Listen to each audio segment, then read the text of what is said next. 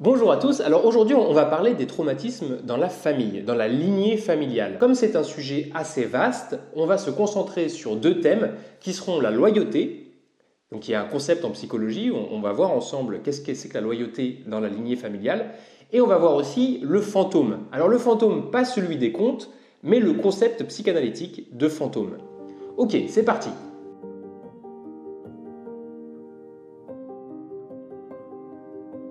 Le terme loyauté, il provient du latin legalitas et ça signifie qui est conforme à la loi.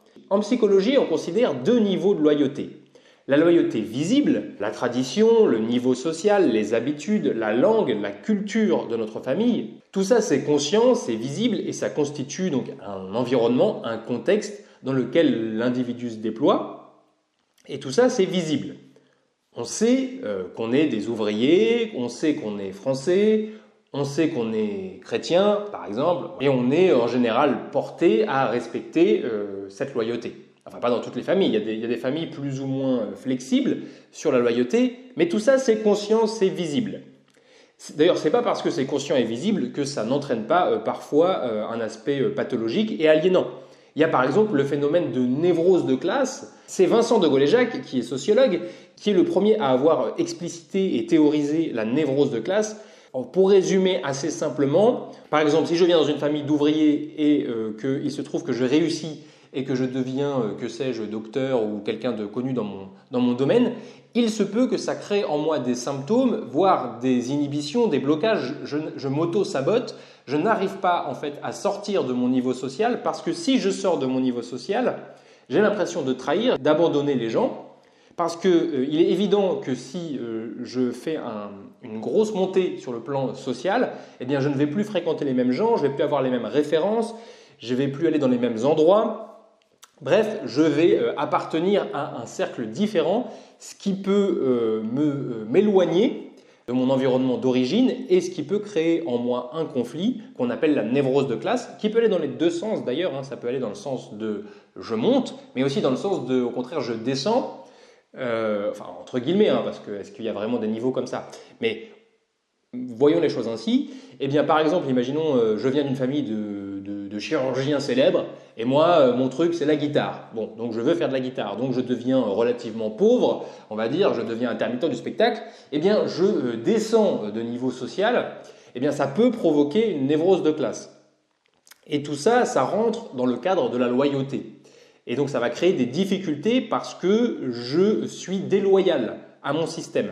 Alors ici, on est dans le visible, ou on va dire le assez visible. Parce qu'évidemment, il y a des racines inconscientes derrière tout ça, mais ça reste assez perceptible. On va aussi parler de la loyauté invisible. Donc un deuxième niveau de loyauté qui est plus inconscient, plus subtil, c'est quand on reproduit des schémas relationnels, des scénarios de vie, des émotions, des comportements, sans en être conscient. Alors parfois, on est même carrément, on pourrait dire, dans le chemin d'un autre. Enfin, moi, je dirais même ça dans l'autre sens, c'est plutôt que c'est un autre qui s'invite dans notre chemin. Et ça, c'est quelque chose qui est en fait assez courant et qui est la plupart du temps invisible et inconscient, c'est-à-dire que nous portons des émotions et des histoires qui en fait ne nous appartiennent pas, mais qui sont celles de nos ancêtres. Et c'est particulièrement vrai quand il y a des traumatismes dans la lignée. Et on va parler de ça. Alors, évidemment, quand on a établi qu'il y avait une loi et qu'il y avait une loyauté, eh bien, il peut arriver, et c'est même assez courant, qu'il y ait conflit entre nous et cette loi. On parle alors de conflit de loyauté. Quand mon aspiration personnelle n'est pas en accord avec la loi de la famille, ça crée un conflit de loyauté. Ça, c'est un premier niveau de conflit de loyauté. Mais il y a un autre niveau de conflit de loyauté qui est quand, au sein même de la famille, il y a des lois contradictoires. Ce qui est aussi assez courant et ce qui entraîne en général de la pathologie, parce que c'est ce qu'on appelle le double bind, c'est-à-dire la double contrainte. On est poussé d'un côté et puis poussé d'un autre. Ça peut être, par exemple, d'un côté la loi de papa, la loi de maman, et les deux lois ne sont pas d'accord. Et en général, ce qui va se passer, c'est que ça va créer aussi des symptômes, ça va créer des bugs. Comment être loyal à deux règles différentes qui parfois s'opposent? Parfois, il y a même deux règles différentes dans une même personne. C'est-à-dire qu'on peut avoir par exemple un père extrêmement ambivalent qui va être à la fois fusionnel et rejetant en même temps. Viens là, tu es à moi, et de l'autre, dégage, tu me déranges. Voilà. Et donc ça crée deux lois en même temps qui sont complètement contradictoires, mais qui sont opérantes en même temps. Donc évidemment, ça fait bugger. Ce type de fonctionnement fait complètement bugger. Et donc ça crée des symptômes, ça crée des schémas relationnels complètement emmêlés, et ça va en général déboucher sur des névroses, des complexes, voire carrément un système qui s'auto-annule, donc des dépressions et donc toutes sortes de symptômes. On voit que dans la loyauté, on se retrouve prisonnier en quelque sorte d'un vécu qui ne nous appartient pas. Et donc il s'agit de parvenir à exister par rapport à cette loyauté. Ce que j'observe le plus souvent dans ma pratique en tant que thérapeute, c'est que la loyauté, elle se révèle comme une identification ou une compensation des problématiques non résolues de la lignée. Compensation et identification sont deux facettes de la loyauté. Je m'identifie à toi et je prends sur moi ta charge, ton non résolu, ton secret, on va voir que ça a souvent à voir avec le secret, et je vais tenter de résoudre ce que tu n'as pas résolu, de pleurer ce que tu n'as pas su pleurer, de mettre au jour ce que tu n'as pas su mettre au jour, je vais le prendre. Et tout ça se passe complètement inconsciemment. Ça se fait tout seul. Et c'est quelque chose qui se fait tout le temps et tout seul. C'est un mécanisme psychologique qui est toujours à l'œuvre, c'est-à-dire que dès qu'il y a du non résolu, du non dit, du non traité dans une famille, il se retrouve refourgué à un autre membre du système familial.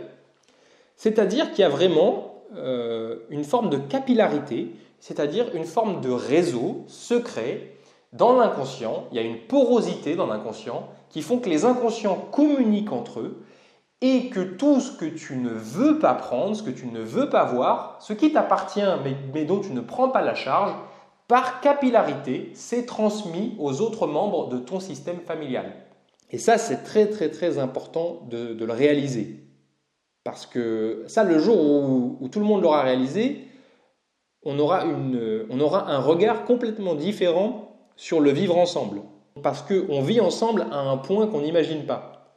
C'est-à-dire que nos émotions, nos comportements, alors comme dirait Thich Nhat Hanh, le maître bouddhiste, intersont.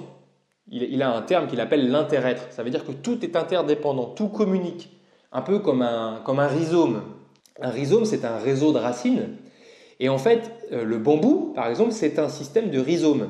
Et quand vous voyez des bambous, en fait, vous voyez un seul être, mais à travers plusieurs bambous. Parce que si vous regardez en dessous, c'est un énorme réseau racinaire qui, en fait, font que chaque bambou est relié à tous les autres. Et en fait, c'est un seul être. Le bambou, c'est tous les bambous, tu vois. Mais sous la terre, ils sont tous reliés. Sous la terre, ils font tous un. Et l'eau que va prendre un, ça va aller à tout le monde. Et aussi, l'eau que ne va pas prendre un, ça va léser tout le monde. Vous voyez ? Une famille, c'est un peu pareil.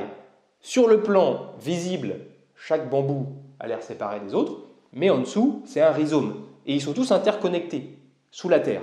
C'est un peu pareil. Et ce qui les relie, ce qui les rend poreux les uns aux autres, c'est cette fameuse loyauté.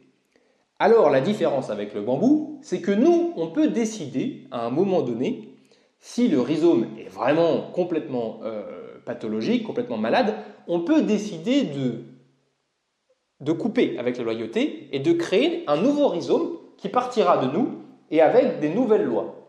Nous, on peut faire ça. Une personne qui est inconsciemment identifiée au non résolu de sa famille, elle va tenter tragiquement d'essayer de compenser le problème non résolu, non dit de l'autre. Cette tentative tragique de compensation, elle va se traduire par des symptômes. Et c'est le fait de mettre au jour l'identification cachée derrière le symptôme qui va permettre de se différencier. C'est ça. En fait, c'est quand je réalise que j'ai pris sur moi le destin d'un autre que je récupère une partie de mon pouvoir. Mais tant que je ne l'ai pas réalisé, tant que c'est complètement inconscient, tant que c'est complètement automatisé et que je ne me rends même pas compte de ce qui m'anime en secret, eh bien je ne peux pas me différencier. Il faut d'abord prendre conscience de ce que je suis en train de faire pour que je puisse décider de cesser de le faire. Quand il y a cette différenciation, ça se traduit par une levée du symptôme. Et c'est là que la guérison peut intervenir. Enfin, ce qu'on appelle la guérison, qui est en fait le fait de récupérer son chemin. C'est-à-dire parce que quand je suis en loyauté, je suis sur le chemin d'un autre. Je ne suis pas dans ma souveraineté personnelle, je suis en train de vivre la vie de quelqu'un d'autre. Je suis en train de résoudre l'abandon de ma mère, la violence de mon grand-père. Je suis en train de résoudre autre chose. Mais je ne suis pas en train de vivre ma vie. Je ne suis pas en train de choisir vraiment. J'essaie tragiquement, par identification, par amour, par loyauté, d'amener à la lumière ce qui a été caché à la génération du dessus. J'essaie de sauver ce qui n'a pas pu être sauvé, de dire ce qui n'a pas pu être dit. Mais c'est tragique, parce que c'est un scénario déjà écrit quelque part. Alors c'est plus ou moins tragique, parce que dans certains cas, on peut réinventer l'histoire en la retraversant. On va voir ensemble une petite étude de cas d'une de mes patientes qui souffrait de boulimie compulsive.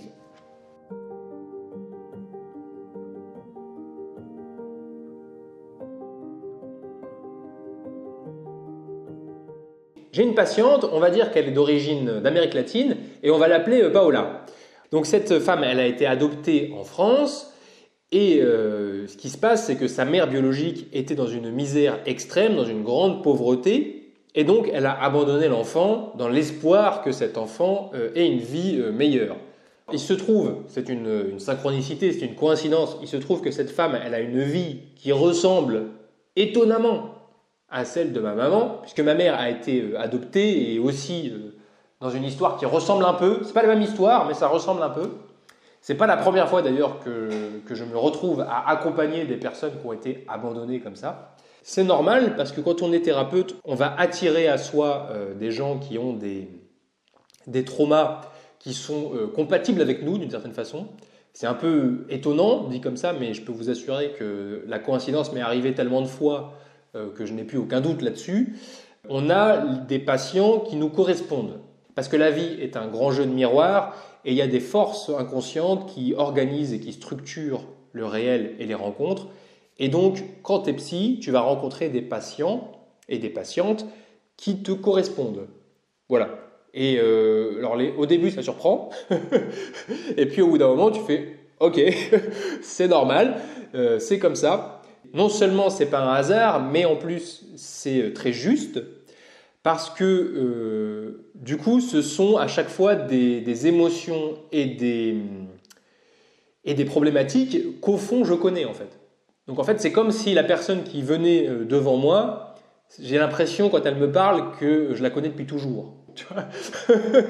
Mais parce que d'une certaine façon c'est le cas, parce que les histoires se répondent, les inconscients communiquent, les histoires se répondent. La guérison est transpersonnelle, c'est-à-dire que c'est comme si on guérissait tous ensemble, c'est comme si on guérissait comme un seul être, on réalisait les choses comme un seul être. Donc c'est pour ça qu'il y a cette espèce de coïncidence. Donc je me retrouve à accompagner cette femme qui a un destin qui ressemble un peu à celui de ma maman, donc sa mère biologique l'a abandonnée. Cette patiente, elle est en surpoids, elle a un problème d'obésité, presque d'obésité, et elle a un souci avec la nourriture, elle mange compulsivement. Et elle a une espèce d'angoisse, une angoisse on pourrait dire vitale, que seule soulage la nourriture. En fait, elle mange. Elle me dit voilà, qu'elle a un problème de boulimie. Elle a vu des psys freudiens, donc elle a vu un psychanalyste qui lui a dit oui, alors vous avez faim, manger c'est maman, tu vois, voilà, parce que tu sais le sein, tu vois. Et donc en gros bah voilà, vous êtes boulimique parce que vous avez été abandonné, votre mère vous manque. Mais j'étais d'accord sur l'idée, oui, en effet, la nourriture ça peut être lié à la maman, c'est pas déconnant cette histoire de sein et tout. Ok, après ça reste très dans la tête quoi. Pour moi il se passe rien, tu vois, tu dis ça à quelqu'un, oui, t'as faim, c'est ta mère, bon d'accord. Non, ce qu'il faut comprendre, ce qu'il faut vraiment comprendre, c'est pourquoi elle fait ça. Pourquoi, qu'est-ce que le symptôme nous dit? Et quelle est la fonction du symptôme? Parce que le symptôme a un sens pour elle et une fonction pour le système. Et le symptôme est toujours, enfin souvent, une tentative tragique de sauver le système. Et c'est ça qu'il faut comprendre, c'est ça qu'il faut toucher. Et tu sais, quand tu le touches, Pourquoi tu sais quand tu le touches? Tu le sais dans ton cœur. Tu ne le sais pas dans ta tête. Tu le sais dans ton cœur. Quand tu comprends ce qui est dit derrière les apparences, ce qui est dit derrière le symptôme, il y a toujours de l'émotion. Parce que les êtres humains sont profondément des êtres de lien et d'amour. Et on essaye tous inconsciemment de se sauver les uns les autres. C'est pour ça que quand tu vois les êtres humains quand tu les vois nus, quand tu vois ce qu'ils sont au fond d'eux, et quand tu vois qu'en fait tous leurs symptômes sont des tentatives tragiques de sauver le non résolu de leur famille, tu vois qu'au fond, les êtres humains sont des êtres d'amour. Et donc, quand tu touches l'origine d'un symptôme, tu es au cœur des choses. Et la guérison, elle se fait là, elle ne se fait pas dans la tête. La guérison, ce n'est pas une analyse brillante. Non, non, la guérison, c'est d'abord des mots et des larmes qui permettent d'enfin entendre une blessure qui n'a pas été entendue et de sortir d'une tentative tragique de résoudre quelque chose qui n'est pas résolvable en fait. Et donc ça mène toujours à une forme de larme et à un deuil de quelque chose en soi. Donc l'idée, c'est pas de donner une réponse mentale. Donc on a élaboré ensemble, on a revisité ensemble aussi comment se déroulait son angoisse et parce qu'en fait chez elle tout partait d'abord d'une angoisse. En général, dès qu'elle montait en stress, donc à peu près n'importe quoi qui la faisait monter en stress, je ne sais pas, moi par exemple une surcharge au travail, un petit conflit, n'importe quoi, ça aboutissait sur une espèce d'angoisse et aussitôt il fallait aller manger. Ce qui est assez intéressant parce que ça signifie que pour elle, dès qu'il y a la moindre perturbation, dès que son système est en désarroi, dès qu'elle n'a plus de repère, son repère, c'est la faim. C'est j'ai faim.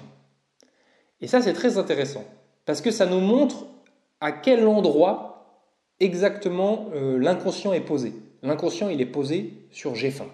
Les séances s'enchaînent et à un moment donné, elle fait un rêve. Elle raconte qu'elle se voit grossir. Elle devient énorme, mais une géante. Elle traverse le monde. Elle rejoint sa mère d'origine. Ensuite, elle se voit devenir de plus en plus petite et elle redevient un bébé dans les bras de sa mère. Donc elle fait un rêve où elle grossit. Le fait de grossir lui permet de devenir géante, de traverser toute la planète et de redevenir un bébé dans les bras de sa mère. Quand ma patiente me raconte son rêve, je comprends pourquoi elle mange.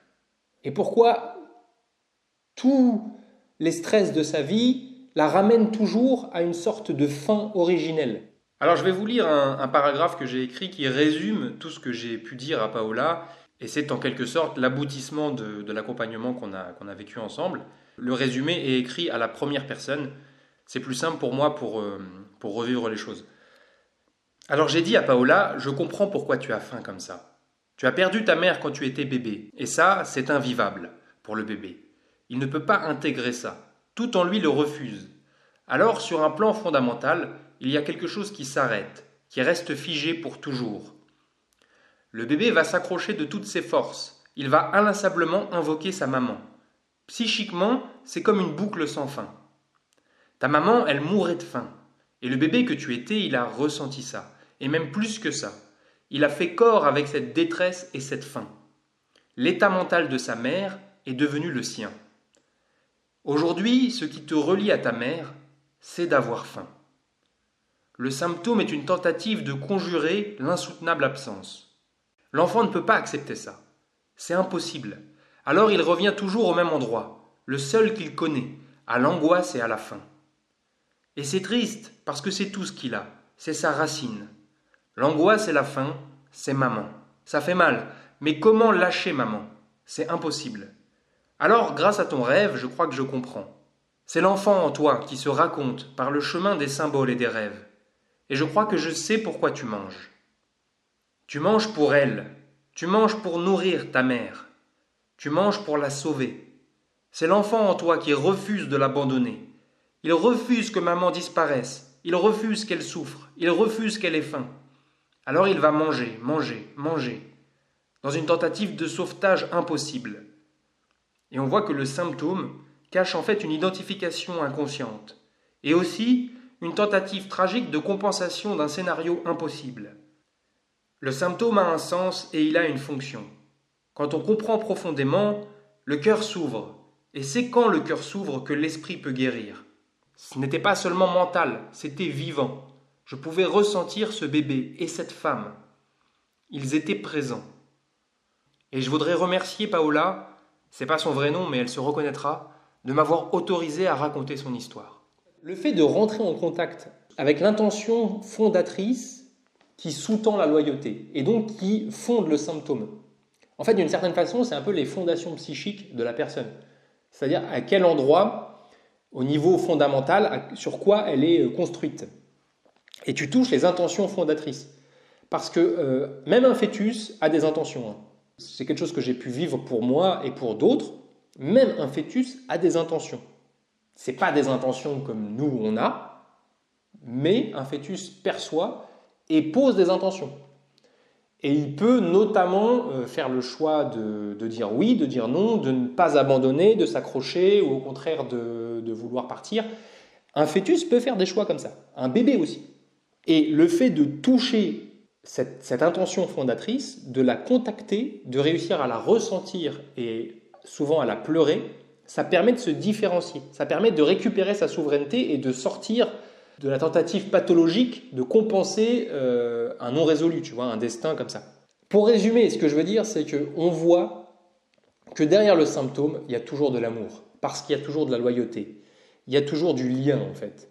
Et une tentative, souvent tragique, c'est pour ça qu'il y a symptôme d'ailleurs, de restaurer un système qui s'effondre. C'est là-dessus que la loyauté pathologique, la loyauté qui crée des symptômes, elle se fonde. Et pour se libérer, il faut aussi se souvenir de l'amour qui nous a poussés à prendre sur nous le destin d'un autre, le manteau d'un autre. Vous savez, il y a cette chanson de Céline Dion. Alors moi, quand j'étais ado, je me cachais d'ailleurs pour écouter cette chanson, mais j'adore cette chanson. C'est la chanson « On ne change pas » de Céline Dion. Et en fait, cette chanson, elle est magnifique, et c'est Goldman qui l'a écrit. Et à un moment donné, elle dit « On ne change pas, on prend juste les manteaux et les masques d'autres sur soi. » C'est magnifique, et c'est exactement ce qui se passe. C'est-à-dire qu'en fait, au fond, il y a quelque chose en nous qui profondément, à l'origine, on a une capacité d'amour qui est extraordinaire. Je pense qu'on capte les blessures non résolues de notre système familial et on va prendre sur nous, par amour, les blessures et les secrets des autres pour essayer de les résoudre. Et on va garder ces blessures comme un trésor, comme un mémorial, comme quelque chose qui nous relie à l'autre, même si c'est au fond un lien qui n'est fait que de larmes, de colère et de tristesse, on va garder ce lien comme un trésor parce que c'est ce qui nous permet de rester en lien avec les autres. Et dans les cas d'abandon comme ça, c'est très courant. En général, quand on est abandonné, l'absence renforce encore plus l'identification. J'ai un patient notamment qui me racontait que lui, en gros, il a fait un choix. Donc il a fait un enfant qu'il ne voulait pas vraiment faire cet enfant. Il s'est retrouvé avec un enfant assez jeune. C'est quelqu'un qui est très carrière, c'est un artiste. Et en gros, ça l'embêtait de devoir sacrifier sa carrière pour son fils. Donc il a fait le choix en gros, lâcher le fils, quoi. Bon. Et de laisser la maman s'occuper de l'enfant. Alors il se trouve que dans ce système familial, ça arrangeait plutôt la maman, c'est-à-dire que la maman, en fait, elle voulait en gros faire un bébé toute seule, donc elle était contente de trouver un père déserteur, et donc il me dit, bon bah voilà, mon fils, je m'en occupe pas trop, je le vois comme très, très rarement, mais voilà, la maman est d'accord, et il me dit, mais de toute façon, même lui, ça lui pose pas de problème, la preuve, c'est qu'il me ressemble incroyablement, quoi. Il est tout comme moi, mon fils. D'ailleurs, ça rend fou sa mère, c'est que quand elle regarde son fils, en fait, elle me voit, parce qu'il fait tout comme moi. Et d'ailleurs, lui, il est artiste, et le gamin, il veut tout faire comme son père. Je lui dis, mais c'est normal qu'il fasse tout comme vous. c'est sa façon de vous invoquer en fait. C'est-à-dire qu'en fait, vous êtes tellement absent et c'est quelque chose de tellement difficile pour lui que vous soyez absent que la seule façon de vous invoquer, de vous faire exister, c'est de se remplir de vous en fait. En fait, il va essayer d'être absolument comme vous pour compenser le fait que vous ne soyez pas là. Et en fait, c'est très triste, parce qu'il souffre du fait que vous soyez absent. Et je sais qu'il souffre. Je sais qu'il souffre justement parce qu'il fait tout pour être comme vous. Donc en fait, il compense votre absence en se remplissant de vous. Ce que je n'ai pas et qui me manque désespérément, je vais essayer de le devenir. Pour ne pas vivre sans père, je vais devenir mon père. Ce que j'ai essayé de lui dire, c'est que ce n'était pas du tout une bonne nouvelle en fait, ce qu'il était en train de me dire. Il était en train de me dire qu'il était absolument absent, qu'il avait décidé volontairement de faire un enfant et de l'abandonner, et que c'était une bonne nouvelle que cet enfant, en fait, finalement, était comme lui. Et en fait, pour moi, c'est une tragédie, ce qu'il me racontait. Je n'ai pas du tout trouvé ça positif, en fait. J'ai trouvé ça terrible, ce qu'il était en train de m'exprimer. C'est-à-dire que c'est un père déserteur. D'ailleurs, j'ai été clair. Quand les gens sont irresponsables, je leur dis. Alors évidemment, je trouve des façons de leur dire. Mais par contre, là, il est absolument essentiel d'être très clair et très ferme. Cet enfant ne peut pas être lui-même parce qu'il a besoin d'un père. Et comme il n'a pas de père, il vous fait exister en faisant tout comme vous. Ce qui est une façon, dans un esprit enfant, dans un esprit un peu magique, d'essayer de vous appeler en fait. C'est pas du tout une bonne nouvelle en fait, ce que vous m'expliquez. Parce que dans ce que vous me dites, je ressens toute la solitude de cet enfant. Et je ressens qu'il est abandonné, en fait. Et c'est pas beau. On voit dans ce cas qu'on va appeler Pablo que le fils est dans un conflit de loyauté. Il respecte son père qui veut l'écarter. Ce que le fils perçoit le rejet du père. Mais par empathie et par loyauté, il va respecter le rejet du père en ne manifestant pas son besoin pour ne pas le déranger, l'envahir et lui déplaire. Néanmoins, on voit que le fils cherche par un chemin détourné et habile à appeler son père. Il exprime indirectement son besoin. En se conformant à ce que Pablo aime, en l'imitant, il cherche à lui plaire pour être enfin reçu de lui. On voit que la loyauté peut aussi s'exprimer dans le rejet. Évidemment, le rejet est en soi une loi paradoxale. Le fils est loyal au rejet en ne dérangeant pas son père, en ne réclamant pas, en faisant comme s'il acceptait la situation. Néanmoins, il tente en fait d'atteindre son père et de le faire exister en se conformant à lui. Cette famille impose à l'enfant un schéma relationnel tout à fait dysfonctionnel qu'on pourrait résumer ainsi. Pour te plaire, je dois faire comme si je n'avais pas besoin de toi. Mais au fond, j'ai besoin de toi, c'est vital. Mais je sens que ça t'embête que j'ai besoin de toi. Donc, pour que tu me regardes, et puisque tu ne regardes que toi, alors je deviendrai toi. Mais si je deviens toi, alors je ne peux pas être moi. Ton absence me force à vivre dans un monde où il n'y a que toi. Papa, tu n'es jamais là, et à la fois tu es partout. C'est ça qui est paradoxal avec l'abandon et le rejet, c'est que les absents deviennent omniprésents. Bon, ici, c'est une situation qui a évolué positivement. Je voudrais remercier Pablo, évidemment ce n'est pas son vrai nom encore une fois, d'avoir accepté que je raconte son histoire, et d'avoir eu le courage d'entendre les mots difficiles que je lui ai dit. Alors attention, une nuance et une précision à faire. Je ne suis pas en train d'affirmer que toute imitation ou continuation d'une génération à l'autre est dysfonctionnelle. Il existe évidemment une loyauté vertueuse reliant les générations. Non, ce dont je parle ici, c'est que quand cette imitation sert de substitut à l'affection qui n'est pas donnée et de paravent au besoin qui n'est pas exprimé, alors cette imitation devient une aliénation et non pas une saine transmission d'une génération à l'autre. L'imitation ne peut pas se substituer au lien. Quand c'est le cas, et c'est quasi systématiquement le cas dans l'abandon et le rejet, elle devient aliénante et au long terme dégradante sur un plan narcissique, car c'est l'expression d'une loyauté à sens unique. Donc la loyauté, c'est deux choses, c'est l'identification et la compensation. Et ça entraîne la répétition des scénarios de vie, surtout quand cette identification, elle est totalement inconsciente. Donc là, on va commencer à aborder le fantôme. Le fantôme, c'est quand je m'identifie de façon totalement inconsciente. Et c'est souvent ce qui se passe dans le transgénérationnel. Dans le transgénérationnel, je reproduis et je prends des comportements, un non résolu, des problématiques, sans même avoir de contact conscient, parfois, avec les personnes. C'est là où ça devient presque un peu magique. Il y a une forme de magie parce que tout se passe dans l'inconscient et dans l'invisible.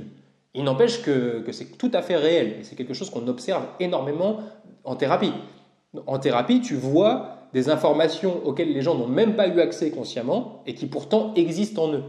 Et c'est quelque chose qui est réel. Donc on va maintenant aborder la répétition des scénarios de vie à travers le fantôme. Tout ce qui est caché parviendra à la lumière.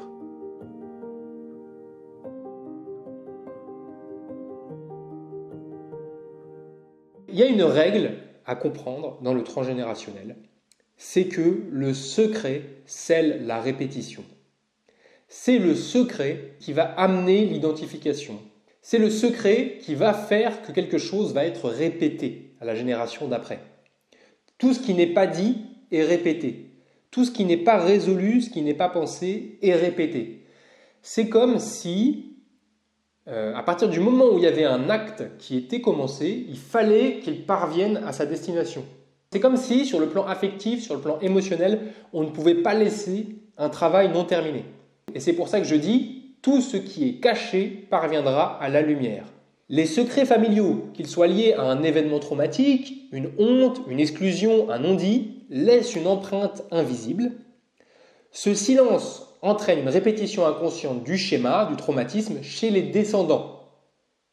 Car l'énergie qui n'a pas été exprimée, quand on parle d'énergie qui n'a pas été exprimée, il y a plusieurs niveaux. Il y a un niveau cognitif, c'est-à-dire ce qui n'a pas été pensé, ce qui n'a pas été réalisé. Il y a un niveau émotionnel, c'est-à-dire les larmes qui n'ont pas été ressenties, les émotions qui n'ont pas été ressenties. Il y a aussi un niveau en termes de positionnement, c'est-à-dire que parfois, il y a un positionnement qui n'a jamais été pris de génération en génération, et tant que ce positionnement ne sera pas pris, on va revivre des trucs. Ça va se revivre.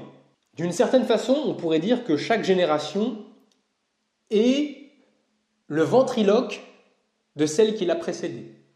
C'est-à-dire que tout ce que tes ancêtres n'ont pas pu dire, que ce soit intrinsèque ou à cause du contexte, ils n'ont pas pu exprimer, ils n'ont pas pu vivre ce qu'il y avait en eux, ils étaient comme muselés, ils avaient une main sur la bouche, eh bien, tu vas devenir leur ventriloque. Tu vas exprimer pour eux ce qui n'a pas pu être dit, ce qui n'a pas pu se vivre.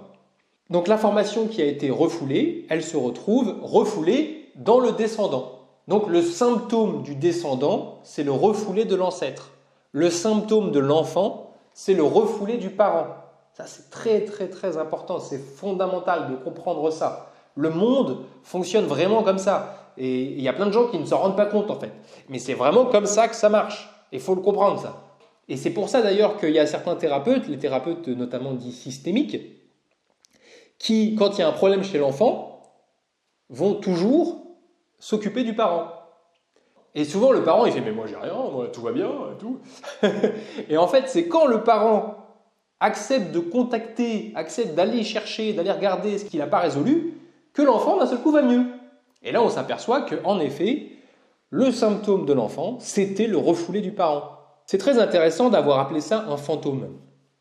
Parce que dans le mythe, dans le conte du fantôme, et moi je suis convaincu que les mythes et les contes sont remplis d'intelligence et qu'en fait il y a une sagesse secrète qui s'exprime dans les mythes et les contes, un fantôme, souvent, notamment dans le film Sixième Sens, mais pas que, un fantôme c'est quelqu'un qui n'a pas résolu quelque chose sur Terre et qui ne peut pas du coup aller au ciel.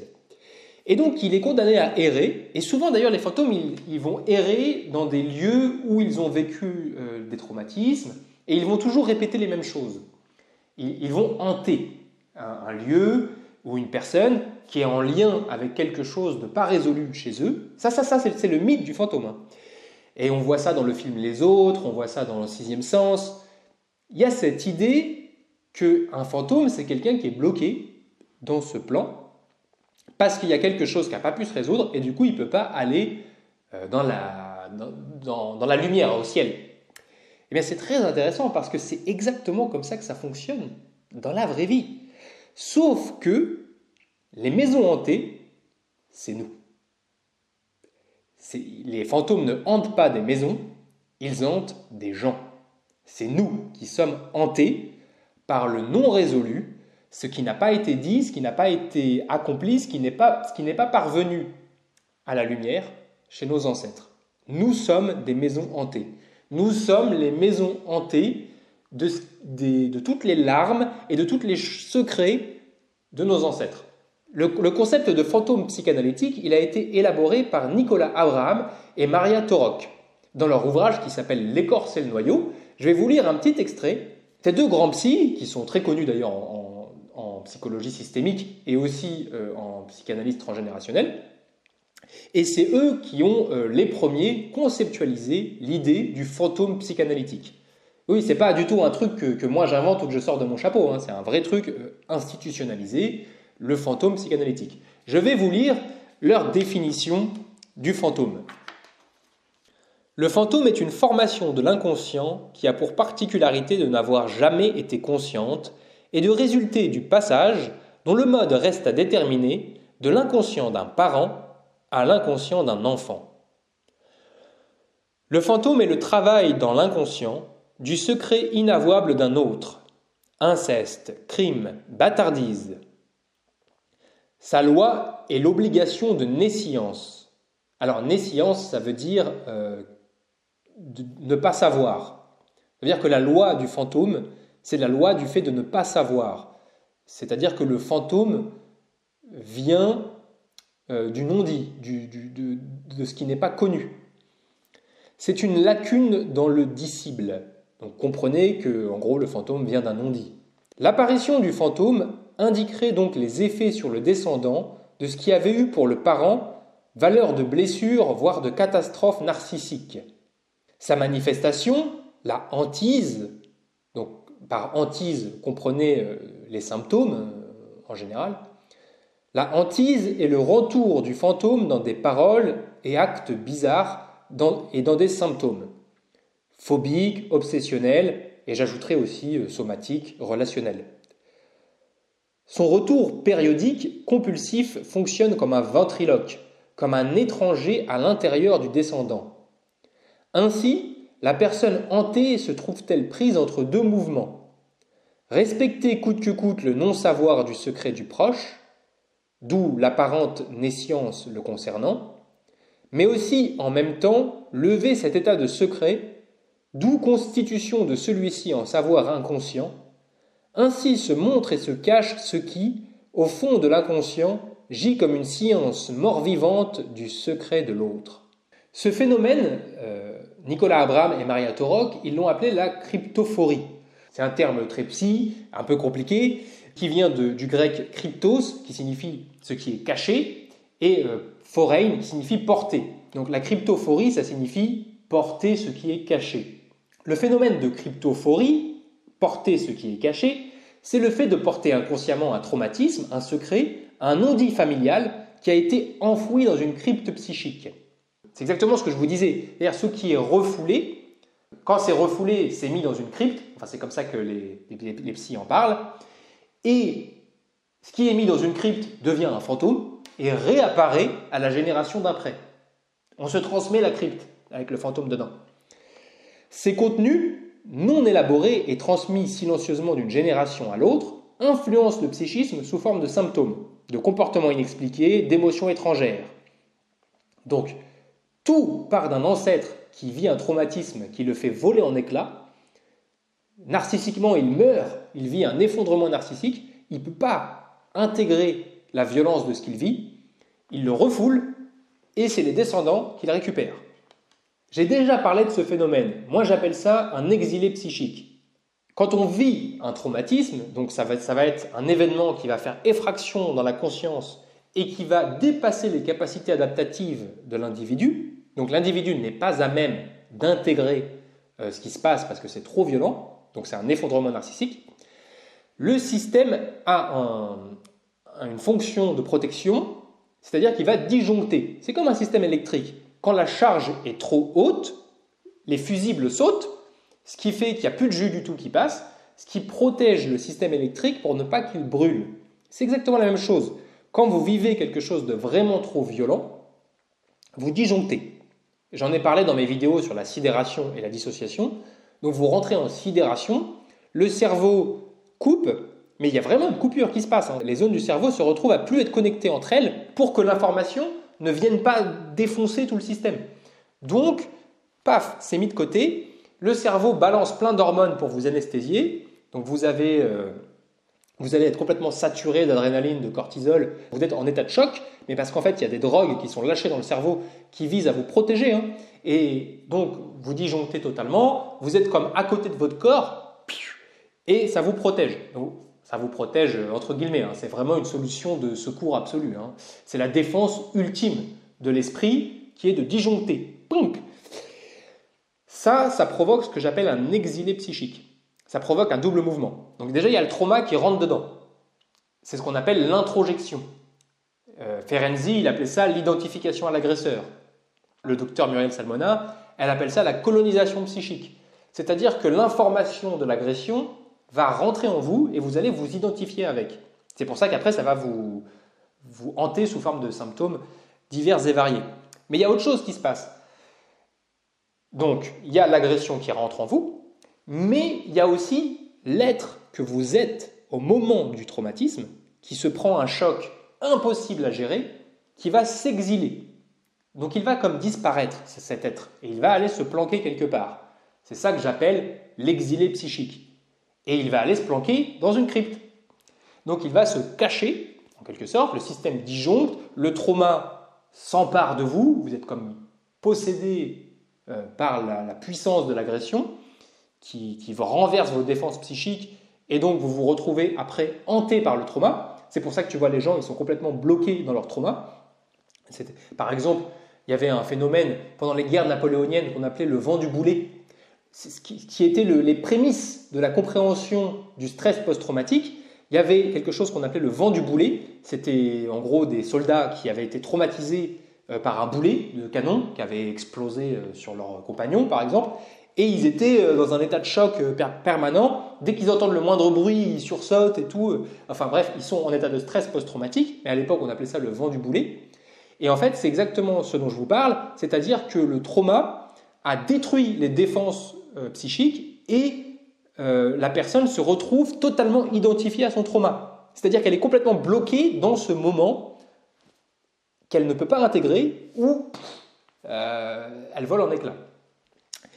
Et ça produit un exilé psychique. Bon, j'en ai parlé en détail dans ma vidéo sur la dissociation, qui s'appelle le traumatisme psychique, la dissociation. Il y a l'être que tu étais au moment du traumatisme, donc par exemple dans le cas du boulet, l'être que tu étais au moment où le boulet de canon arrive et explose tout, il se retrouve exilé. C'est-à-dire que ton système fait tout sauter, donc le cerveau disjoncte, et il y a l'être que tu étais au moment où le boulet explose qui se retrouve comme bloqué dans les couloirs du temps. Alors les gens un peu chamaniques, ils disent que tu vas perdre un morceau d'âme qui va se retrouver coincé, tu vois, et qu'il faut aller retrouver ce morceau d'âme. Ils n'ont pas tout à fait tort, il y a quelque chose comme ça qui se passe. Et donc, en gros, il y a la personne que tu étais au moment où tout explose qui se retrouve coincée, quoi. C'est impossible de vivre ça, c'est trop violent.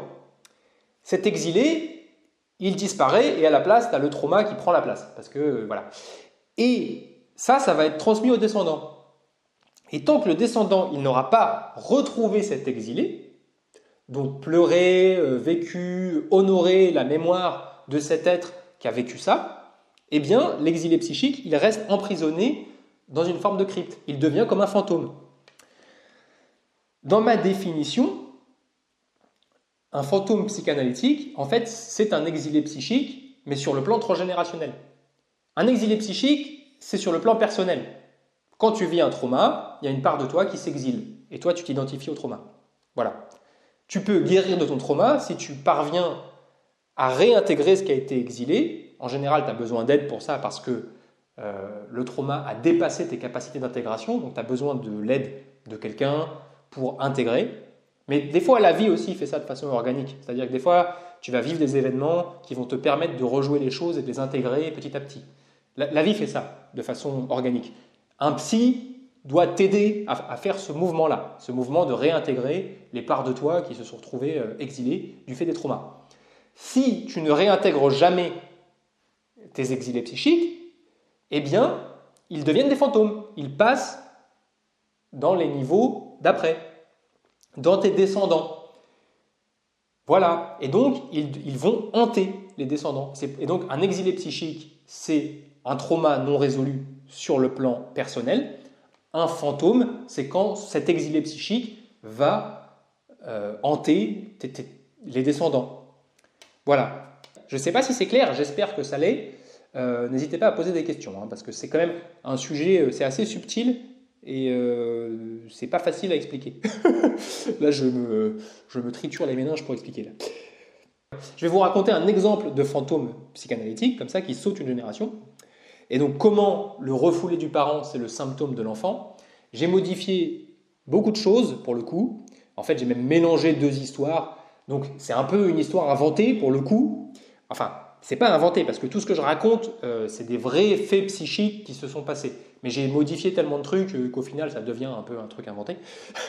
Mais c'est pas grave, parce que le but, c'est que vous compreniez la dynamique du fantôme transgénérationnel. C'est pas important que l'histoire, elle soit exactement vraie. Mais je ressens le besoin de vous le dire, parce que par honnêteté. Voilà, donc là, j'ai inventé une histoire à partir de vrais trucs pour que vous compreniez comment ça marche un fantôme transgénérationnel. Donc on va imaginer une famille d'immigrés qui ont fui un pays, donc c'est un pays où il y a du racisme, et ils sont venus en France pour échapper au racisme. Donc en gros, c'est des immigrés voilà, qui ont fui une histoire tragique de racisme.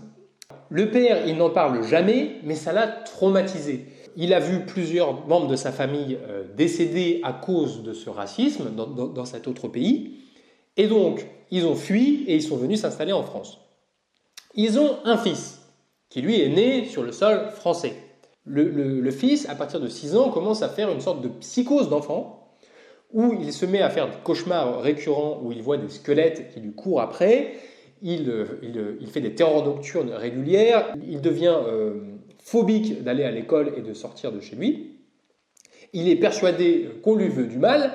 Et tout ça a commencé à la vision d'un documentaire. Il s'est retrouvé en contact avec un documentaire adapté à un jeune public qui parlait de déportation. Voilà, donc déportation, crime raciste absolu. Hein. Et donc il voit ça, et donc l'enfant a commencé à avoir des symptômes extrêmes.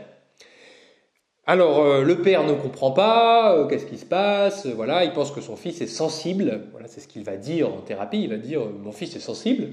Et évidemment, le psy va lui dire « mais vous, monsieur, est-ce que ça vous évoque quelque chose, tout ça ?» Et évidemment, le père, il va dire « ben non, moi ça va très bien !» Parce que c'est toujours comme ça, hein, c'est-à-dire que souvent vous avez un enfant qui est complètement saturé de symptômes, mais alors vraiment, l'enfant, il exprime une douleur, mais à ce niveau-là, quoi. Et tu as des parents à côté qui sont comme ça, tout va parfaitement bien, dans le meilleur des mondes. Et ça, c'est exactement ça. C'est-à-dire que le symptôme de l'enfant, c'est le refoulé du parent. C'est-à-dire que l'enfant, il se prend tout, il a récupéré tout le refoulé de la famille, et donc il explose, littéralement. Il exprime une angoisse, une violence, une terreur extraordinaire, et les parents sont complètement dissociés. Et alors c'est incroyable parce que quelqu'un de complètement dissocié, mais il ne vous ment pas. Il vous regarde et il dit « Ah mais moi ça va très bien ». C'est les enfants, hein. C'est le petit, hein. Le petit il est sensible. Moi ça va très très bien. Et là on creuse. Oui mais attendez monsieur, ça vous évoque ce qu'il raconte là, les squelettes. Est-ce qu'il y a des morts dans votre famille? Est-ce qu'il y a eu des choses violentes? Racontez-moi. Et là, il va se mettre à raconter des trucs qu'il n'a jamais racontés. Là, il va se passer un truc intéressant, c'est que l'enfant, il va être hyper à l'écoute à ce moment-là. Parce que les enfants sont reliés à la vie d'une façon extraordinaire. D'ailleurs, souvent, on sous-estime à quel point un enfant est traversé par la vie. Il y a naturellement une forme de magie et une forme d'intuition, mais pure. C'est-à-dire, c'est vraiment une intuition totalement incarnée qui est vécue par les enfants. Mais c'est extraordinaire. Moi, j'ai déjà vu des enfants sortir des choses, mais incroyables. Ils ont une capacité à capter l'inconscient qui est... je dirais même qu'ils vivent en partie dans l'inconscient, en fait. L'enfant vit en partie dans le temps de l'inconscient. Le temps de l'inconscient n'est pas le temps ordinaire. D'ailleurs, on parle de ce qu'on appelle l'originaire en psychanalyse transgénérationnelle, qui en général est entre 0 et 3 ans, mais jusqu'à 7 ans, tu as des enfants qui vivent dedans. C'était d'ailleurs mon cas quand j'étais enfant. Quand j'étais enfant, j'étais extrêmement intuitif et je vivais en partie dans cette espèce de non-temps. Enfin, c'est plutôt un endroit où il y a tous les temps et tous les espaces en même temps. Et ils peuvent donc capter de l'information de partout. Ils peuvent littéralement se balader dans le temps. Voilà. Mais enfin, ils ne le font pas consciemment. C'est quelque chose qui se fait... voilà. C'est-à-dire qu'ils n'ont pas de l'intuition. Ils sont de l'intuition. Ils sont complètement traversés. Et donc, là, cet enfant, quand il voit des squelettes qui le poursuivent, quand il vit une terreur, quand il est traversé, il est traversé par tout le refoulé de son père. Et au moment où son père va commencer à s'ouvrir en thérapie, on va voir l'enfant l'écouter, et c'est l'enfant qui va capter avec le père l'information, et quelque part, l'enfant, parfois ça marche, parfois c'est vertueux, il parvient à amener l'information à se vivre. Il parvient à que ce qui est caché parvienne à la lumière. C'est-à-dire que c'est comme si en fait c'était l'enfant qui, en vivant son symptôme, avait emmené le père devant un témoin lucide, donc un psy par exemple, pour que le père puisse enfin ressentir et dire ce qu'il n'avait pas pu ressentir et dire.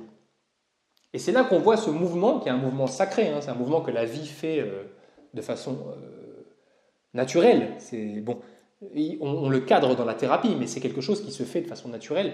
Tout ce qui est caché parviendra à la lumière, et les enfants qui sont très proches de la vie sont particulièrement traversés par ce mouvement. Mais pas que les enfants. Les artistes, les thérapeutes, enfin tout le monde en fait, mais certaines personnes en font leur boulot, mais tout le monde est traversé par ce mouvement. Et donc là, le père, d'un seul coup, il va se mettre à connecter. Il va dire, ah bah oui, c'est vrai que mon frère est mort, et que c'est pour ça qu'on a dû fuir le pays. Ah bah oui, mais ça c'est important, monsieur. Et là, d'un seul coup, il va se mettre à raconter toute l'histoire non dite, et surtout toutes les émotions. Il va se les mettre à les raconter, et à les transmettre, et à les rendre réelles. Et donc, les fantômes n'auront plus besoin de squatter le fils, ils vont pouvoir enfin trouver une voie. Tout ce qui n'a pas été dit pourra enfin être dit. Et là, en général, il se passe des libérations d'émotions, il y a des larmes, il y a des choses qui n'ont jamais été dites, qui se retrouvent à être dites, il y a de l'information qui circule entre les générations, qui circule de façon consciente et différenciée, c'est-à-dire que ça, c'est ce que moi j'ai vécu, je te raconte ce que moi j'ai vécu, et donc comme c'est conscient et différencié, ça n'a plus besoin de prendre des chemins détournés par des symptômes. Et donc, voilà un exemple inventé, schématique, de résolution de fantômes. Si vous aimez ce genre d'histoire, et je vous conseille de lire le livre de mon ami Bruno Clavier. Il a écrit un livre qui s'appelle Les fantômes familiaux, où, alors lui c'est un psy qui a énormément accompagné d'enfants et qui a été témoin d'énormément d'expressions comme ça de fantômes au sein des familles. Et si vous aimez ce genre d'histoire et que vous voulez comprendre ce phénomène, je vous invite à lire ça. En tout cas, voilà, c'est un exemple de comment ça se passe la cryptophorie. Le fait de porter ce qui est caché. Et vous voyez que l'enfant, là, il rêve de squelettes, il a des terreurs, il se retrouve à être quasiment dans un état quasiment psychotique, parce qu'en fait, il fait de la cryptophorie. C'est-à-dire que l'enfant porte tout ce qui est caché dans le père. Et le fait de révéler ça, ça permet de couper cette identification compulsive et pathologique avec le non-dit familial. Alors le fantôme, c'est vraiment le niveau suprême du refoulement. C'est-à-dire qu'avant le fantôme, il y a plusieurs niveaux. C'est ce que je vous disais, c'est-à-dire qu'un fantôme, c'est un exilé psychique qui passe à un descendant, mais parfois, on n'est pas obligé de transmettre nos traumas non résolus. Donc en général, ce qui se passe quand c'est trop fort, quand la charge émotionnelle de l'émotion est trop forte, le corps va en prendre une partie. C'est le psychosomatique. Voilà, donc le corps, il va conduire de l'émotion. Mais le corps fait tout le temps ça. Notre corps conduit nos émotions. Par exemple, quand vous êtes gêné et que vous rougissez, eh bien vous avez un afflux sanguin. C'est-à-dire qu'il y a d'un seul coup votre cœur qui va envoyer du sang très très fort au niveau du visage. Vous allez avoir tout chaud et vous allez devenir tout rouge parce que vous avez honte ou parce que vous êtes gêné. C'est du psychosomatique au niveau le plus primaire. Mais c'est du psychosomatique. C'est-à-dire que votre corps va conduire une émotion. Mais il le fait tout le temps. C'est-à-dire qu'il ne le fait pas que quand vous rougissez. Notre corps conduit nos émotions. Donc on voit que le corps est littéralement une continuation de l'esprit. Une information qui n'est pas vécue, elle va se vivre autrement. Rien ne se perd, tout se transforme. Donc, et bien ça c'est aussi vrai pour les émotions. Une information qui est refoulée, elle va trouver un autre chemin. Et puis, si elle n'est encore pas vécue, c'est-à-dire que d'abord, elle ne peut pas passer par la tête, elle passe par le corps, et puis toute la vie, elle n'est toujours pas vécue, elle va passer dans les descendants. Inconsciemment, de façon intuitive, on connaît nos secrets de famille. C'est ce que disaient Abraham et Torok, c'est que c'est une nescience, c'est-à-dire qu'on sait sans savoir. C'est de l'ordre du secret, mais on sait intuitivement que là, il y a quelque chose qui ne nous appartient pas, on le ressent. Je vais vous donner un exemple extraordinaire d'une intuition de secret, c'est-à-dire comment quelqu'un peut, de façon intuitive, savoir quelque chose sans le savoir. Je vais vous lire un extrait qui est tiré du livre du best-seller Aïe mes aïeux de Anne-Ancelin Schutzenberger. Ça parle de Salvador Dali, donc le peintre Dali. Dali, il faut savoir qu'il a été un enfant de remplacement, c'est-à-dire qu'il est né après un enfant mort qui s'appelait aussi Salvador Dali. Donc en fait, il est venu comme remplacer un enfant mort. C'était pas un secret, dans le sens il le savait. Il savait qu'il y avait eu un enfant mort avant lui. Mais c'était quelque chose qui n'était pas résolu, qui n'était pas ressenti, exprimé dans la famille. Donc c'était comme une espèce de poids, de charge dans la famille, cet enfant mort. Et Salvador Dali, il a porté ça. Et on va voir que ça lui a donné des intuitions fantastiques. Et on va voir comment ce presque secret de famille est venu le hanter. Et c'est très très intéressant. Je vais vous lire un extrait. Salvador Dali a su exorciser sa place de remplaçant. Depuis son enfance, il savait bien qu'un autre Salvador Dali, le vrai Salvador Dali, était son aîné, son petit frère mort, sur la tombe duquel sa mère allait pleurer 2 fois par semaine. Alors il a décidé, raconte-t-il, de se démarquer de ce Salvador Dali si sage, un petit ange mort et enterré, en faisant le pitre.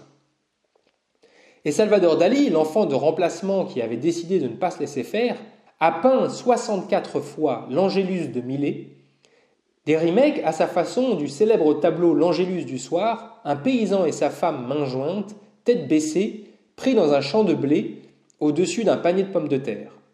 Alors Dali, il a été complètement obsédé par l'Angélus de Millet. Non seulement il va peindre ce tableau 64 fois, mais il va consacrer un ouvrage entier sur ce tableau, l'Angélus de Millet, et il est convaincu, il a une intuition mais phénoménale, Dali, il est convaincu qu'en fait le panier de pommes de terre de l'Angélus cache un enfant mort. Et comme Dali, il va devenir un peintre extrêmement célèbre, il va faire une demande au Louvre, il va demander au Louvre de faire une radiographie pour regarder s'il n'y a pas une information cachée dans l'Angélus de Millet. Et la radiographie va révéler que l'intuition de Dali était absolument exacte. Millet, à l'origine, avait peint un couffin. Et à l'origine, en fait, les paysans, ils priaient devant un couffin. Et l'Angélus, en fait, c'était un enfant mort. Comme le frère de Dali, c'est-à-dire que c'est le secret de famille de Dali qui a résonné avec le secret du tableau. Mais Millet, au début, il avait fait ce tableau et il avait voulu le vendre, mais on lui avait dit, non, cache le couffin, c'est trop triste. Tu vas jamais pouvoir vendre ce tableau, donc cache le couffin, et à la place, Millet, il a peint un panier de pommes de terre à la place du couffin. D'une certaine façon, le secret de famille de Dali a résonné avec le tableau. Et c'est comme si, à travers son art, donc Dali, il est peintre, il a pu capter la tristesse et la douleur cachées dans l'Angélus de Millet, et il a participé à lever ce secret, qui est un secret à la fois dans sa propre lignée familiale et dans le monde, puisque c'était un tableau très connu. Et donc, il a participé à lever une partie du voile qui pèse sur la souffrance liée au fait de perdre un enfant, et qui était, on pourrait dire, catalysée dans le tableau L'Angélus de Millet. C'est comme si le secret de l'Angélus avait appelé Dali.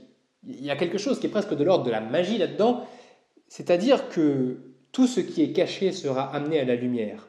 Et il y avait un secret dans l'Angélus de Millet, qui est un secret pour Millet, mais qui est aussi un secret pour Dali, mais qui est aussi un secret pour le monde entier. C'est tout simplement la douleur du deuil de perdre un enfant. Et Dali, il avait besoin, à travers son art et sa sensibilité, d'aller mettre au jour ce secret. Et cet acte, ça lui a permis d'exorciser aussi le fantôme de son frère qui le hantait. Et Dali a participé à révéler ce secret, ce qui lui a permis aussi pour lui d'accomplir une forme de guérison. Et c'est la même force qui a attiré Dali vers le tableau qui fait que quand on est psy, on va rencontrer des gens qui ont des fantômes qui sont en lien avec notre lignée aussi. Parce que non seulement inconsciemment, on a un inconscient, je dirais, de lignée, donc notre arbre généalogique, mais il y a un niveau encore plus profond d'inconscient où en fait, on est tous reliés quelque part.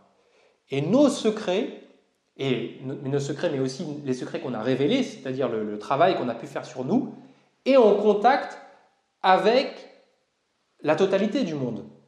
Et c'est pour ça que le secret de la famille de Dali, eh bien c'est aussi le secret de Millet, mais c'est aussi le secret des autres. Et en fait, tout ça, ça crée une espèce de loi d'attraction surpuissante qui est posée sur les traumas non résolus. Je vais vous lire un autre extrait où Dali, c'est toujours dans le même livre, Aïe mes aïeux, où Dali parle de ça, de sa douleur d'être un enfant de remplacement. Moi, j'ai vécu la mort avant de vivre la vie. Mon frère était mort 3 mois avant ma naissance. Ma mère en avait été bouleversée au plus profond d'elle-même. Et, dans le ventre de ma mère, je ressentais déjà l'angoisse de mes parents. Mon fœtus baignait dans un placenta infernal. J'ai ressenti profondément la persistance de cette présence, une sorte de vol d'affection.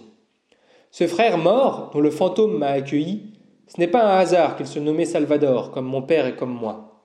J'ai appris à vivre en remplaçant le vide de l'affection qu'on ne me portait pas vraiment. Alors ce genre d'histoire, moi ça me fascine, parce que ça vient me parler de quelque chose qu'au fond je sais dans mon corps. L'esprit n'est pas une boîte close. L'individu n'est pas un espace fermé. Il n'est pas coupé de la totalité du monde. En profondeur, les inconscients communiquent. Il existe même un niveau où ils ne font tous qu'un. Au centre de la roue, tous les rayons se rejoignent. Et c'est parce qu'au centre de la roue, tous les rayons se rejoignent que la roue peut tourner. Elle a un centre. Et au centre de la roue, qu'est le monde, tous les rayons se rejoignent. C'est le fameux unus mundus de l'alchimie. C'est-à-dire qu'à l'origine, il y aurait un monde un, une unité du monde. Il y aurait un esprit, qui est un peu le grand esprit, qui, quelque part, nous relie tous. Je crois en ça. Mais il y a plusieurs niveaux à l'intérieur de cet esprit. L'inconscient collectif, il a plusieurs niveaux. C'est-à-dire qu'au niveau le plus profond, au centre, c'est un unus mundus. Donc on fait tous qu'un. Mais ça, c'est vraiment le centre du centre. Personne n'atteint jamais le centre du centre, parce que sinon, ça serait la rencontre avec Dieu. Ça serait l'absolue illumination. Mais il y a des niveaux intermédiaires d'inconscient collectif. C'est un peu comme des poupées russes. Et plus on va profond, plus on est relié. Et au niveau le plus profond, le cosmos tout entier ne fait qu'un. Dans les niveaux intermédiaires de l'inconscient collectif, il y a un premier niveau d'inconscient collectif qui est l'esprit de la lignée, l'arbre généalogique. C'est-à-dire qu'il y a mon conscient, il y a l'inconscient de mon petit moi, mon inconscient personnel, il y a un premier niveau d'inconscient collectif qui est l'esprit de la lignée, l'inconscient de mon arbre généalogique, l'inconscient familial. Et c'est de ça qu'on va parler maintenant, on va parler de l'esprit de la lignée.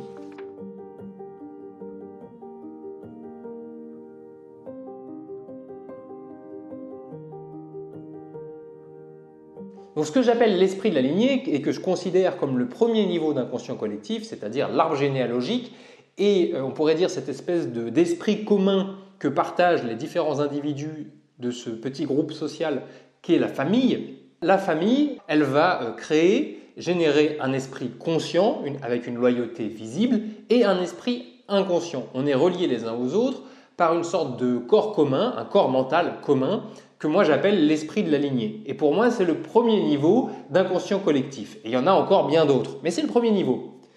Et quand on observe, par exemple, les arbres généalogiques de personnes qui ont eu une vie publique, qui ont accompli des choses, on pourrait dire, notables, eh bien, on s'aperçoit, quand on regarde leur arbre généalogique, parce que si c'est vrai pour les traumas, c'est aussi vrai pour les accomplissements, on s'aperçoit que les accomplissements, les grandes ambitions, les grands rêves, ont en général une source qui va beaucoup plus loin que la simple vie personnelle de l'individu, mais qui prend racine dans l'esprit de sa lignée.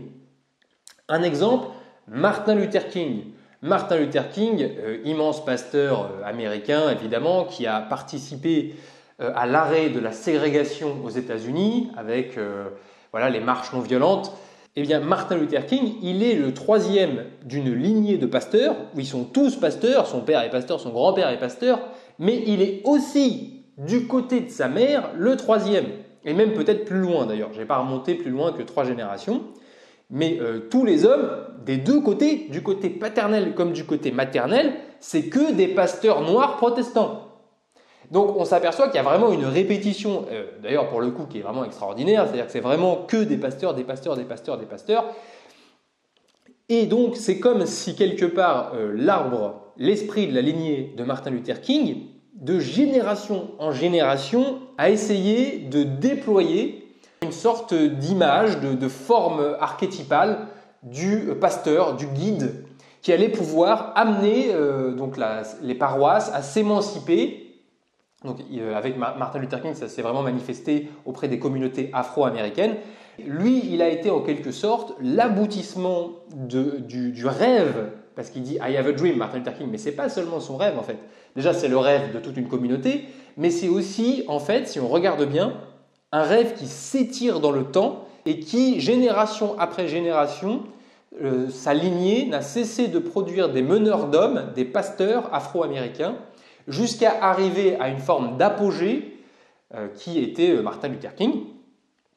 Et donc, on s'aperçoit qu'il y a en fait un rêve, une grande ambition, une forme que génération après génération, l'arbre, l'esprit de la lignée, essaie de déployer.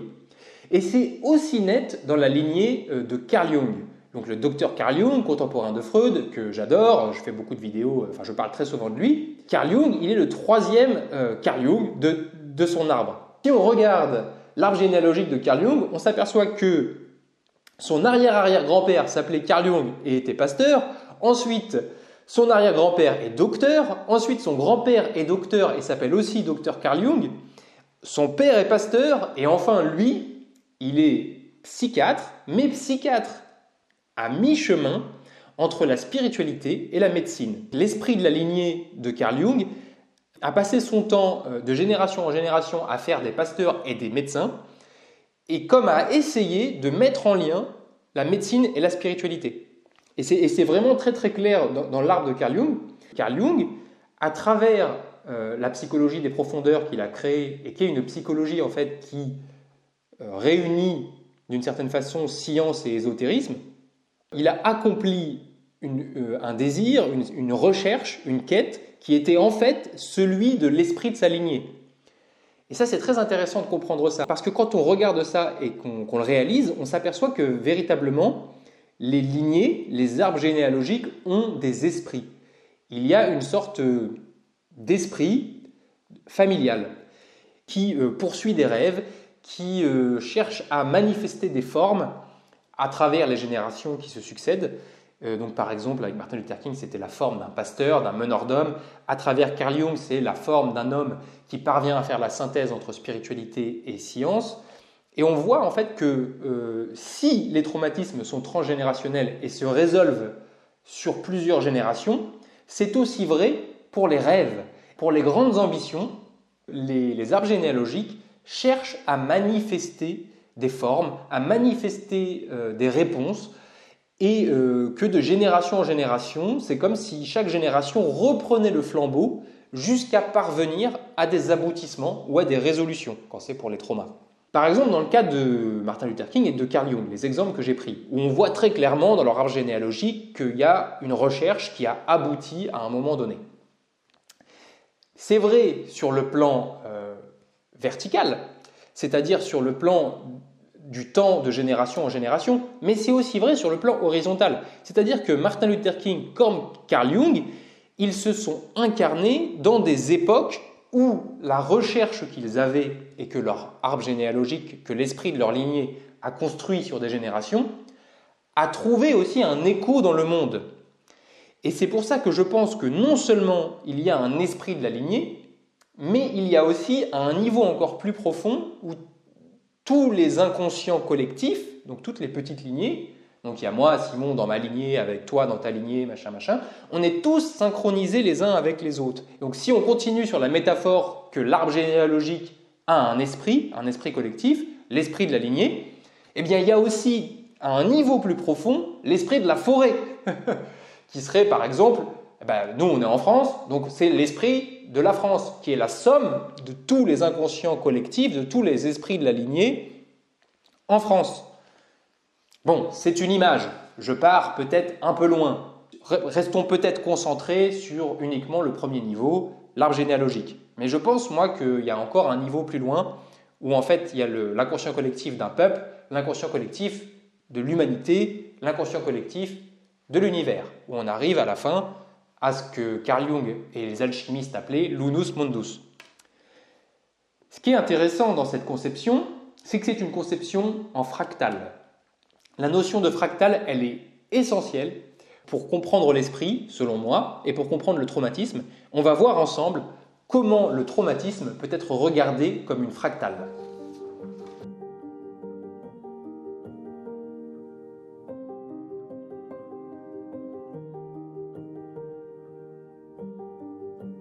Donc selon moi, le trauma est une information psycho-affective avec une structure en fractal que les générations successives tentent de résoudre en le retraversant. Je ne sais pas si c'est très clair. On va continuer. Le terme fractal est un terme mathématique. Il a été introduit en 1974 par le mathématicien Benoît Mandelbrot. C'est dérivé du latin fractus, qui a donné fracture, fraction. Ça signifie briser. Une fractale, c'est un objet mathématique présentant une structure auto-similaire à différentes échelles. C'est-à-dire que ces motifs se répètent quelle que soit l'échelle d'observation. Si vous zoomiez sur une partie de la fractale, elle ressemblerait à la structure globale. Et donc, c'est cette idée qu'on va retrouver dans le moindre élément qui compose une structure, la structure de l'ensemble.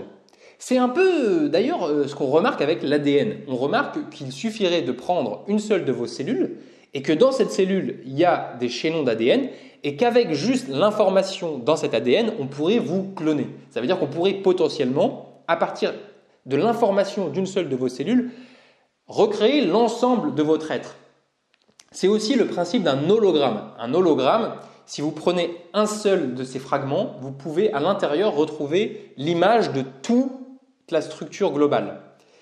Les arbres, la plante, fonctionnent comme des fractales. Si vous regardez par exemple un système racinaire, vous allez avoir une première division qui va refaire une division, qui va refaire une division. Et à chaque étage, on retrouve la même structure, ce principe d'auto-similarité. Si on regarde les générations qui se succèdent, donc les arbres généalogiques, on s'aperçoit que ce fonctionnement en fractal, c'est-à-dire que chaque niveau va répéter en quelque sorte la forme du niveau d'avant, eh bien on s'aperçoit qu'il est aussi vrai sur un plan psycho-affectif. C'est-à-dire que sur un plan psycho-affectif, pas toujours, c'est pas complètement systématique, mais dans le cas des traumas, et principalement des traumas lourds, c'est particulièrement vrai, c'est-à-dire que les générations d'après vont répéter, vont retraverser exactement la même structure. Donc on observe un fonctionnement en fractal. L'intuition que le monde serait en vérité un fonctionnement fractal, elle est très ancienne. On la retrouve dans l'hindouisme et ensuite dans le bouddhisme avec une métaphore qui s'appelle le filet d'Indra. Le filet d'Indra, donc à la base, ça vient de l'hindouisme et ensuite ça a été repris dans le bouddhisme. Bouddha parle du filet d'Indra. Le filet d'Indra, c'est un filet immense qui recouvrirait le monde tout entier. Hein. C'est une histoire de Dieu, tu vois, c'est de la mythologie. Et donc le filet d'Indra, c'est un filet qui est relié par des perles. Et à l'intérieur de chaque perle, tu peux voir l'ensemble du filet. C'est comme une vision en kaléidoscope. Tu prends une des perles du filet d'Indra, tu la regardes et tu vois à l'intérieur, en kaléidoscope, l'ensemble du filet. Et donc c'est une métaphore qui nous vient de la mythologie hindoue et qui a été reprise dans le bouddhisme, mais c'est vraiment une vision fractale du monde. C'est une intuition que les anciens ont eue, qu'en fait le monde fonctionne en fractal. Et c'est très très vrai. D'ailleurs toute la magie, tout l'ésotérisme est basé là-dessus. C'est-à-dire dans la magie, il y a cette idée que le tout est dans la partie. C'est-à-dire que si je prends un seul de tes cheveux, je peux à travers ce cheveu, avoir accès à toi. C'est l'idée de la magie, tu vois, où tu peux jeter des sorts aux gens avec juste un petit bout de leur ongle, ou voilà.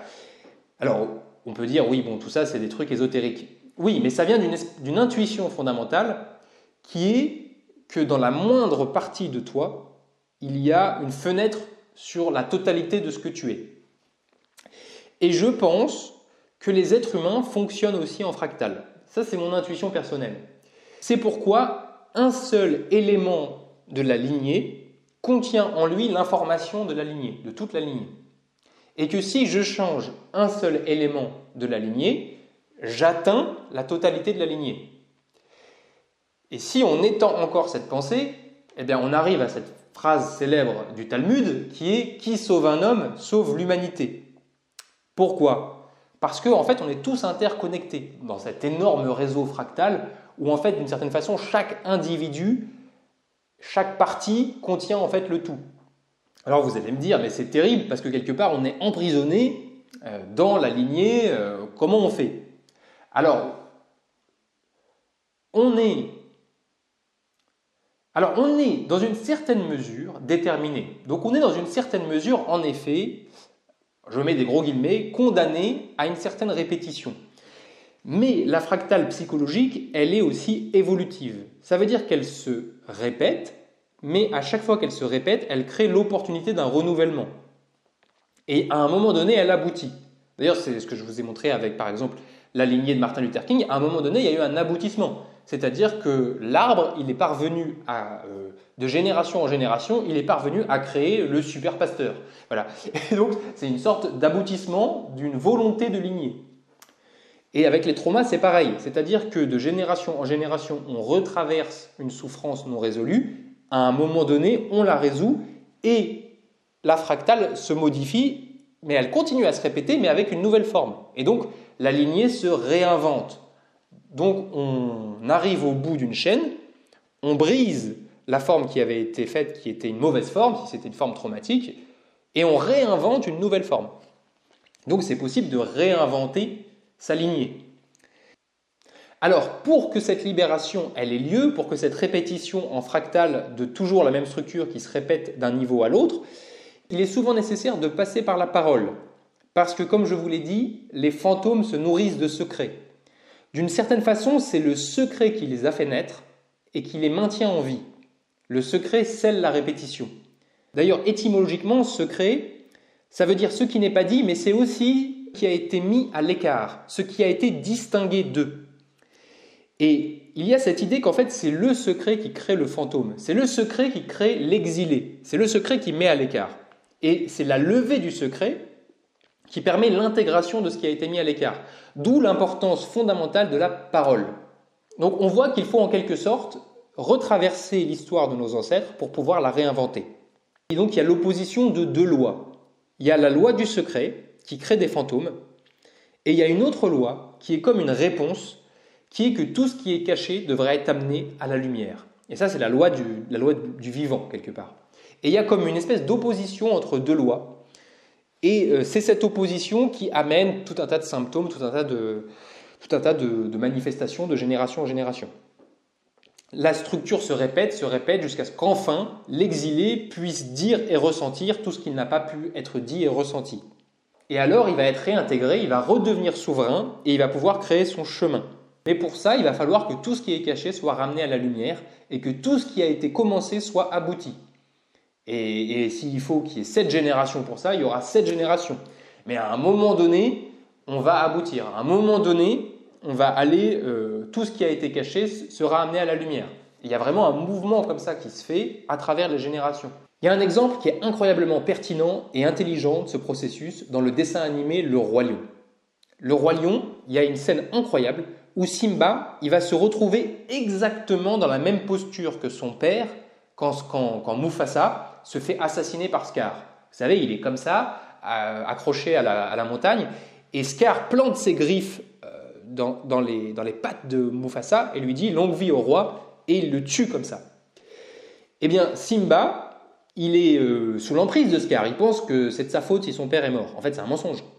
Eh bien, il est pris donc dans ce mensonge et dans ce secret de famille, et il va retraverser sans le savoir l'expérience de son père. Il se retrouve exactement dans la même position que Mufasa, il se retrouve à l'endroit exact du secret de famille, et là il y a Scar qui répète exactement la même scène où il a tué Mufasa, et là il lui murmure à l'oreille, Scar dit à Simba, c'est moi qui ai tué Mufasa. Sauf que là, du coup, Simba, il apprend le secret. Et donc, ça libère le fantôme, ça libère cet exilé en lui, cette emprise où il était condamné quelque part à revivre l'histoire cachée de son père, il se retrouve libéré. Et ça lui donne une force nouvelle qui lui permet de renverser Scar, et ce faisant, il devient roi. Donc, il est obligé de retraverser le secret de famille, le trauma caché. D'ailleurs, Scar, c'est très intéressant, Scar, c'est dérivé de cicatrice. Scar, c'est la cicatrice, c'est l'esprit du trauma. Et c'est très intelligent et très fin de la part des créateurs du Roi Lion d'avoir appelé Scar la cicatrice. Parce que d'une certaine façon, il est l'esprit du trauma. Et à partir du moment où Simba a accès à la vérité, eh bien, il peut trouver la force. Et pour avoir accès à la vérité, il est condamné à retraverser les mêmes souffrances que son père jusqu'à ce qu'il accède à la vérité de « c'est moi qui ai tué Mufasa ». Ah, donc en fait, je n'ai pas tué mon père, donc en fait, c'est toi qui l'as tué. Donc c'est ça le secret de famille. Eh bien, ça dévoile le poteau rose, ça permet à Simba de récupérer sa force, de redevenir souverain. Il est libéré du fantôme de son père, d'une certaine façon, et de ce non-dit, de cette impensée familiale. Et donc, du coup, il le révèle à tout le système, il le révèle au lion, et il récupère la souveraineté sur le royaume. Symboliquement, il reprend son pouvoir. C'est très, très, très archétypal. D'ailleurs, le Roi Lion, c'est vraiment un film inspiré. C'est-à-dire qu'on voit que c'est traversé par les archétypes, et il y a énormément d'images très anciennes qui parlent à travers le Roi Lion. Vous savez, cette idée de bon roi et de mauvais roi, et le mauvais roi, le mauvais frère va tuer le bon roi. Et il y a tout le temps cette symbolique de la lumière. Et j'adore ce film, pour moi le Roi Lion c'est vraiment très puissant, c'est un conte initiatique. Je ne vais pas partir là-dessus, parce que je pourrais en parler pendant 2 heures. Je voulais juste donner en exemple ce passage du film que je trouve très intéressant, parce qu'il montre bien ce processus qui fait qu'on doit retraverser les souffrances non résolues de notre famille et les secrets qui sont reliés à ce non résolu pour pouvoir récupérer notre souveraineté personnelle. Et Le Roi Lion, c'est un film qui parle de ça. C'est un film qui parle de la souveraineté personnelle et qui parle du traumatisme aussi de façon très habile. C'est très intelligent, Le Roi Lion. Et c'est pas que cette scène d'ailleurs, c'est tout le film qui est incroyablement intelligent. Bref, je vous remercie d'avoir regardé cette vidéo. N'hésitez pas à mettre un petit like, un petit commentaire, à partager si ça vous a plu. J'espère que c'était clair. Le sujet était assez subtil, assez profond. Donc j'espère avoir réussi à éclaircir un petit peu tout ça, le thème des traumatismes familiaux. Moi, comme je vous l'ai dit, je suis thérapeute. Si vous souhaitez être accompagné par moi, vous pouvez m'écrire à cette adresse mail. Sinon, vous pouvez la copier-coller, je la mets dans la description vidéo. Je vous remercie et à bientôt!